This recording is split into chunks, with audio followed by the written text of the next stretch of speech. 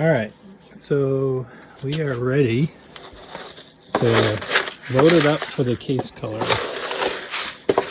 this here is a mixture of hardwood charcoal and bone charcoal.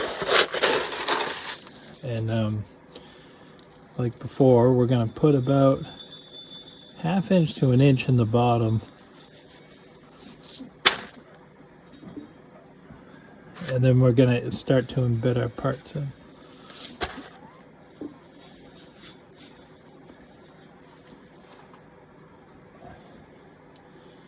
So here's our receiver all polished and ready to go in. I worked really hard this time to make sure it's degreased. I did a receiver not too long ago that I thought I had properly degreased, and I ended up with some issues with the case coloring actually flaking, and I'm not 100% sure what caused it. I thought it could have been that or an issue with some dust from the charcoal.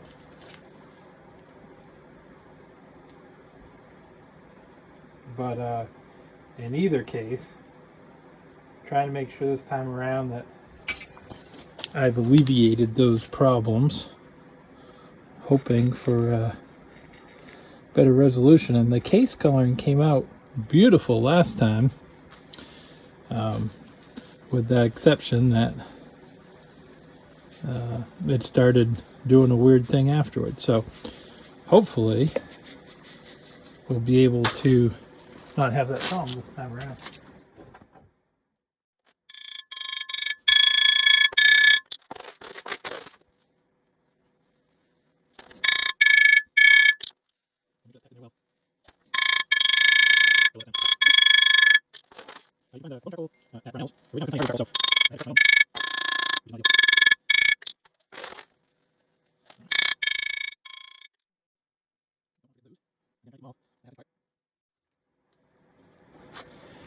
This particular Stevens seemed to have a little more case colored parts than some of my other ones.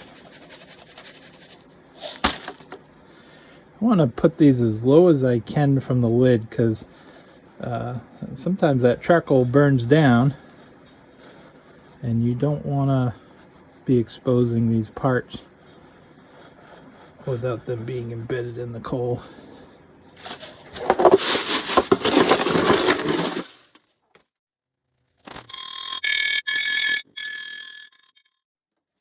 As I'm doing this, one of my worries are when I set that into the bottom, how much room I actually had there. I don't know. Hard to tell, but we'll find out.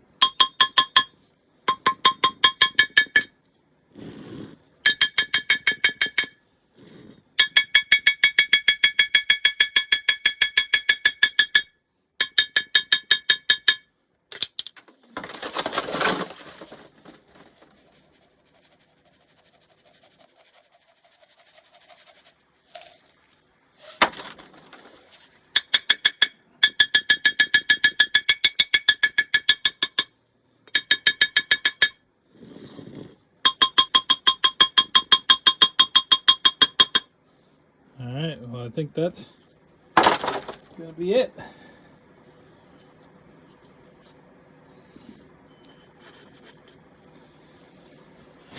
Now we put her in and hope for the best. Alright, here we are the second time around for our actual case coloring cycle or case hardening cycle, which is the same thing, just we do a special mixture of charcoal, bone charcoal and wood charcoal to try to give it the optimum colors.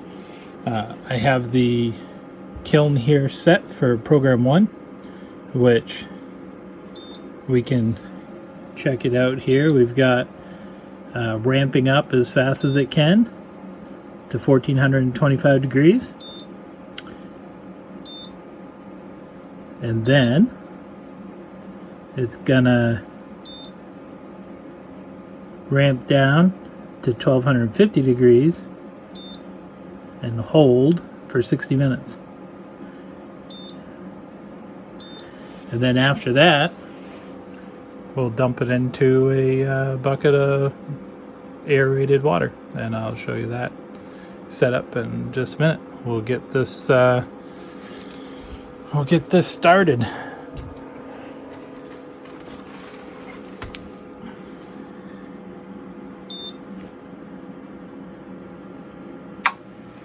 And there she goes.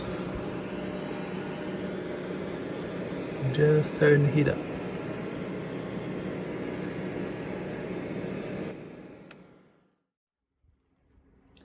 So here we are setting up our aerator bucket. This was a cheap thing I kind of threw together last time I did this, which has some holes poked in the end of a 1/4 inch air line, flexible one, and then just kind of wrapped it in a basket to catch the parts. So this gets inserted down into the bottom like so, and then we hook air hose up to it, which I didn't really have ready, but I think we can get it done. Do need to adjust the pressure though, so I'm going to go do that. This is about 20 psi. I think I used a 1/16 drill bit, and we'll let this aerate for the duration of time while the parts are cooking. I think it takes about 2.5 hours for it to complete its cycle, ramping up the temperature and then cooling back down and holding for an hour at 1250. So cross fingers and she should come out good. So it's been at 12:51 for all but 13 minutes of the hour that it needs to be in there. It is, you can tell it's not quite as bright red as it is when you do the annealing.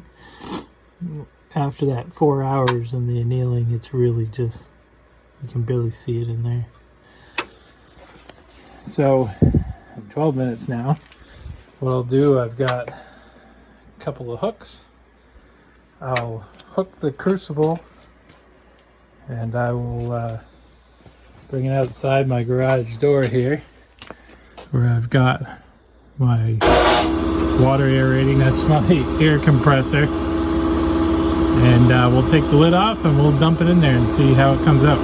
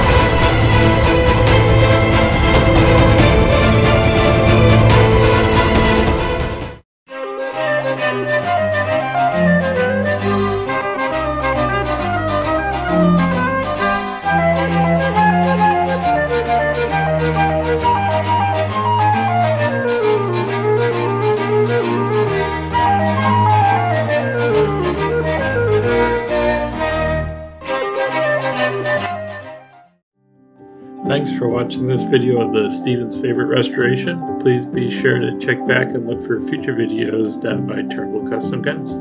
Please like and subscribe.